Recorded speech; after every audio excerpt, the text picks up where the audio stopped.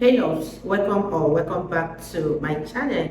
Today guys, I'll be checking out this interesting video from Net News and it's titled Vivek Ramaswamy exposes Cuban's hypocrisy on Trump. You guys, I'm excited for this and without much ado, let's see what this video is all about. The man told Mike Pence not to certify the election.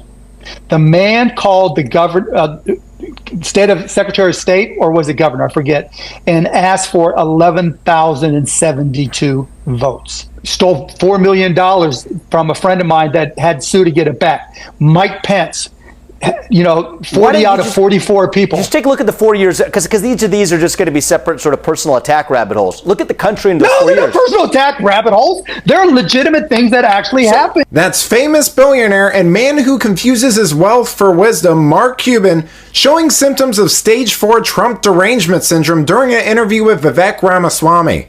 Welcome to Nerk News. I'm Nerkish, and it looks like we recently had a real meeting of the mind because for some reason Vivek Ramaswamy recently sat down with the Shark Tank host for a thoughtful discussion about Donald Trump and Kamala Harris, and let's say it went about as well as you would expect it to. No, is Donald Trump a perfect person? No, he is not. Am I a perfect person? person? Talking about minimal Are you a perfect person? No, You're not. No, but we have to ask ourselves who's the actual best have president. You ever stolen money? We have right now. I've never stolen money from anybody. No. Either have I. Right? Have you ever had a company? I have no evidence to say that Donald Trump has either. Oh, I do for sure. Ask Barbara Corcoran, right?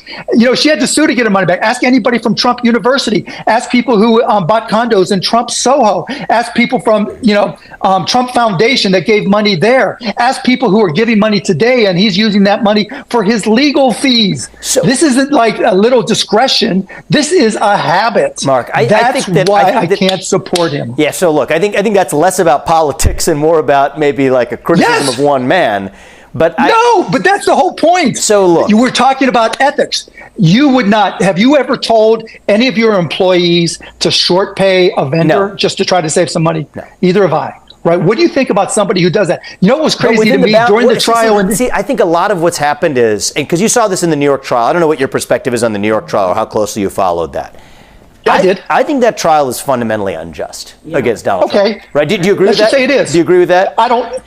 No, not necessarily. Mark really is revealing a bit too much here. We all know how cozy he was with Trump in 2015, and there was even speculation about him being Trump's VP, which he was more than happy to entertain. But it obviously didn't work out, and now he seemed to have made it personal, just like Bill Maher and anyone else on the Never Trump bandwagon, which now means that he's prone to having emotional outbursts online and in interviews with anyone who remotely seems to support Trump. I mean, that Barbara Corcoran thing happened in 2006, and Mark's suddenly pretending that he just learned about it. I mean, he's been doing that show with her for years. Are we really supposed to believe that never came up? Seriously? Cuban will claim all he wants that he's an independent, but his Trump derangement syndrome has basically forced him into the position of being a woke progressive defending Kamala Harris.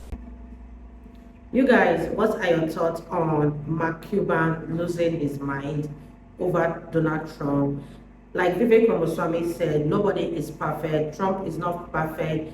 Vivek is not perfect, and I don't know why he wants to jump out of his seat just to show the narrative that the court is pushing about Donald Trump down Vivek Ramaswamy's throat. This is totally unhinged, and I can see why so many people are losing their minds over Donald Trump, because this man is definitely going to win and nothing is going to stop him. And I can't wait to see how much more the Democrats and the far left are going to lose their mind over Donald Trump's victory at the end of the day. Leave your thoughts in the comment section down below and let's continue watching, you guys. You've seen what's happened with the border crossings recently, right? Yeah. They've dropped dramatically. She said she would sign the bill that the Republicans put together, right? Inflation is declining rapidly. She won't have tariffs, right? So effectively, we don't know about the tariffs. Actually, I want to see what. No, I'm pretty sure she won't have tariffs, right? It depends on which kind of tariffs.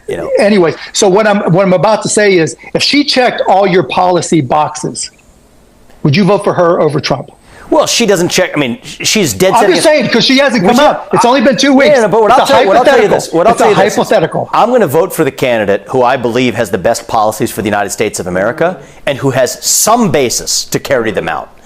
In my mind, that's exactly why I'm voting for Trump. That's exactly why I'm voting for Trump. I mean, again, so if somebody and Trump and I don't agree on 100% of policies. I mean, I ran for president last year, for God's sake, right? And there's some areas where he and I have had open discussions where we have slightly different views, and that's great. But again, let's just say that list of policies you have in your mind. I will vote for the candidate who I believe is committed to enacting the policies I agree with for the United States. Is committed to enacting, is what I will say. But the candidate who I believe is most committed to enacting the policies that I care about. And well, you know what's number one on the list for me? Is dismantling bureaucracy.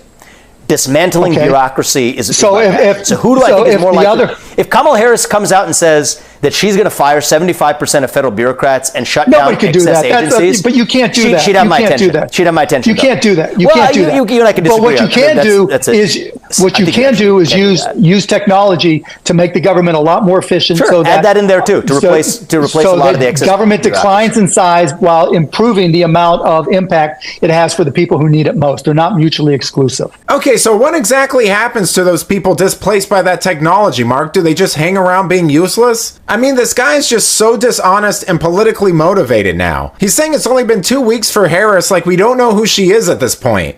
I mean, she's been in politics for a while now. Moreover, she ran for president in 2020 and has been VP for 4 years. We know where she stands on things. Well, we used to until Democrats and the media try to memory hole everything about the radical position she's held so that they can try to paint her as some sort of moderate. I mean, Mark wants to talk about ethics. I don't think it's too ethical to change your principles just to win an election. But let me know what you think. What are your thoughts on Mark Cuban? Is he genuine or ideologically captured by the left? Let me know in the comments, and if you enjoyed this video, please give it a like and subscribe to the channel. That stuff really does help us out. Until then, this has been Nerk News. Thanks for watching. Boy. Wow, you guys, that was such an interesting one from Nerk News.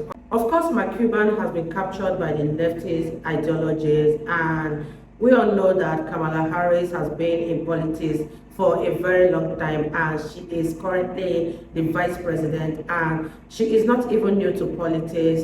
So when Mark Cuban mentioned that she is just 2 weeks in, it sounded really, really funny, because this person we are talking about is the vice president of America, and if she cannot deliver currently, I don't think she can deliver in the future, and that is where Vivek Ramaswamy is hammering on. He is bent on voting for a president who is ready to deliver, who has the interests of the people at heart, and that person is no other but Donald Trump. Let me know what you guys think about this video in the comment section down below, and I'll see you all in my next video.